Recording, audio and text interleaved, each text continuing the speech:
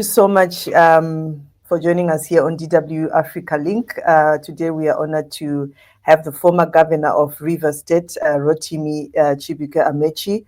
He was also once a Speaker of the National Assembly in Rivers State. Now, Governor, thank you so much and welcome. But we see that you were born in Rivers State and your state seemed to be burning. What's happening in Rivers State? Okay, so the fight between the former governor of Rivers State and the FCT minister and the current governor is about sharing money. If not, what's the quarrel?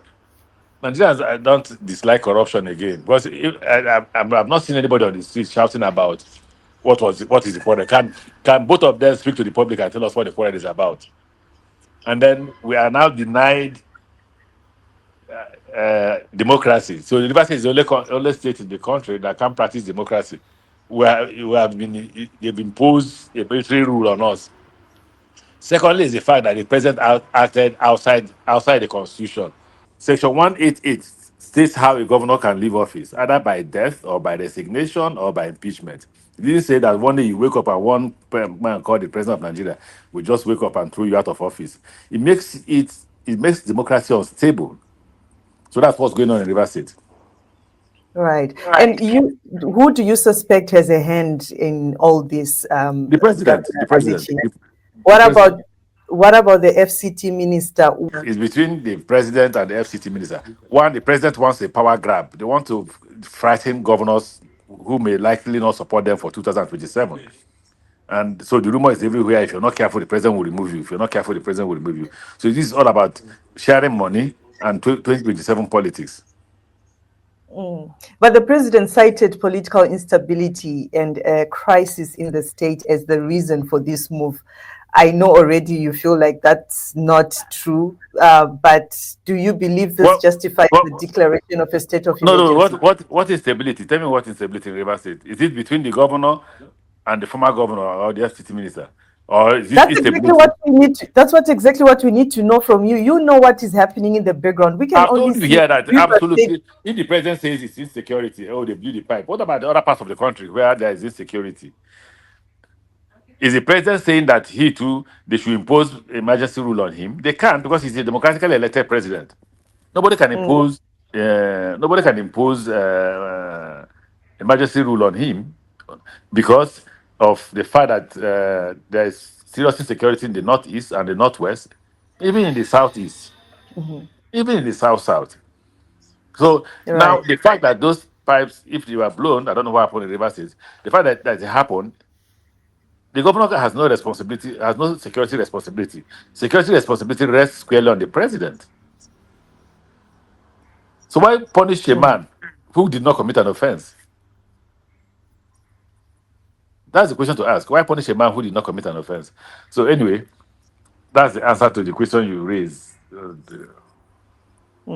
But what do you think then is the impact of this move when we're looking at the democratic process in Nigeria, and what actions do you think should be taken specifically by the people of Rivers State and Nigerians in response to the president's decision? They should resist. They should resist the president. The president does How? not have a right. How? But by democratically protesting against the president's decision. And you've seen what happened to the previous protests. Who's going to protect the citizens of Nigeria when they do that? One day the government will get tired. So in South Africa, don't you protest? Don't the police come out to chase you? Yeah, but always the end result is people losing their lives. The end result is sometimes. But has it stopped South Africans from protesting?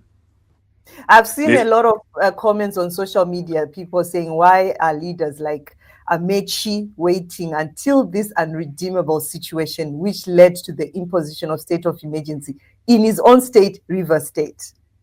Tell them to show me one Nigerian leader that has engaged the youth the way I have in terms of protests and all that. I led a protest from Port Harcourt to the Port Harcourt International Airport. In fact, we broke the gate as governor of the international airport and walked in because they said Buhari would not fly into Port Harcourt. I led that protest. Don't forget that I was a governor then.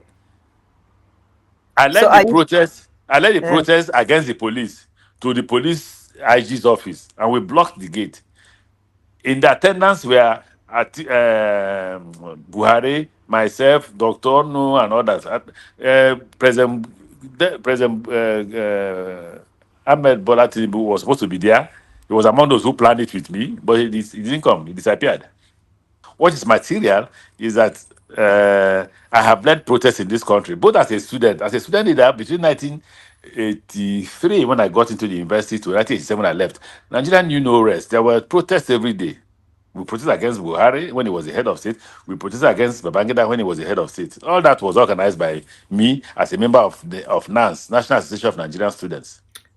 Now you are a lawyer. And you actually did write a statement and you published after the emergency rule and mentioned a violation of the constitution. Now, for a layperson like me who's not Nigerian or who's not from Nigeria or someone who might not even know about the constitution, can you elaborate on how this contradicts with section 188 of the Nigerian constitution? I already have told you when we started. What I told you was that first and foremost, the president reserves the right to declare state of emergency in areas of the country that that have security challenges. Of course, the president has the right. Section 305, I think so, protects him, gives him that power. That section did not include the removal of a governor. If the framers of the constitution wanted to remove governor through state of emergency, they would have included it. Now they went to the same framers went to a separate section 188, and outlined the requirements for the removal of a governor. One of those requirements included impeachment, the death of a governor, or the resignation of the governor. It did not say that the president will wake up one day and just say, look, I've removed this governor. Then it means that the opposition will not have governors, because the day the president wakes up as a person in power, he will just remove all the opposition governors and put people who are loyal to him. But he's not the first president to do this. The first person to do it was President Obasanjo, and he was thoroughly criticized. They tried to challenge him in court. Unfortunately, the process did not get to the end. The next person is President Goodluck Jonathan, but President Goodluck Jonathan knew the law. The Attorney General to President Goodluck Jonathan, Mohammed Bello, did the right thing. He knew what the law was and refused to advise the president to remove the governor. So Goodluck Jonathan did not remove the governor. He left the governor. In fact, not forget the governor. He left the democratic institutions as they are. The next person is President Bola Ahmed Tinubu, who then infringed on the constitution, and it's an impeachable offense because he has sworn that he will keep to the constitution. Right. Now, where does the National Assembly, what role does it play in this? Because they've went ahead to endorse the decision of the president across party lines. Do you have any concern with that?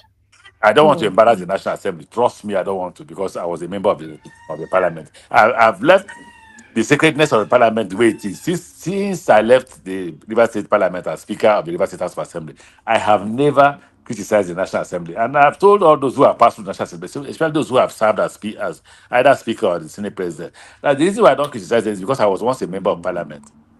But they should check themselves and see whether they're doing the right thing. So you're not scared of any persecution? You're not scared of anything? Why have I broken the law? Want to comment? I don't know. If I could comment about the president who will use the reckless power of the executive and harm me, why would I criticize the National Assembly? Just look, it's of no use. In fact, criticism in Nigeria is of no use because nobody listens. Let's talk about the president. Have you tried to reach out to because this is your home, about River State. Have you tried to reach out to the president? It's difficult to see the president of Nigeria. Extremely difficult. So what do you believe should be the role of other state governors in this situation? I agree with the PDP governors that they should go to court to challenge the president. I don't know what will come out of it, honestly. Again, I don't want to discuss the judiciary. But they should ask their lawyer to file challenging the president if he has authority to remove any governor. As a lawyer, let's enrich the Nigerian jurisprudence. Let's explore the security issues Governor Amaechi cited as reasons for the declaration of the state of emergency. What do you think then should be the measures to address the security concerns without compromising democratic? I don't know. I'm not the president. Security in the constitution rests squarely in the decision of the president completely. Because if the president can just wake up without you doing breaking the law and remove you, the president is not a member of the Zimbabwe State House of Assembly. He's neither the speaker nor a member of the state assembly. The Mm. president is not the governor of Rivers State. The governor of Rivers State has not resigned. The governor of Rivers State has not died. Then he announces the removal. How? So what do you think the And I'm, governor of I'm and, Rivers I, State and I, should I am surprised at the attorney general. Again, I am absolutely surprised at the attorney general. But again, he was my lawyer, so I don't want to talk about him too. today? If you had to meet Governor Fubara today, what advice would you give him? No, Fubara is not the problem. Yes, I know, The but you are a Rivers lawyer. people, Rivers people must come out. I've given you two solutions. I don't know why I say I'm not speaking. The first solution I gave you was protest. The second solution I gave you was that no, the PDP governors should approach the court, and I think they are approaching the court. They are approaching the judiciary.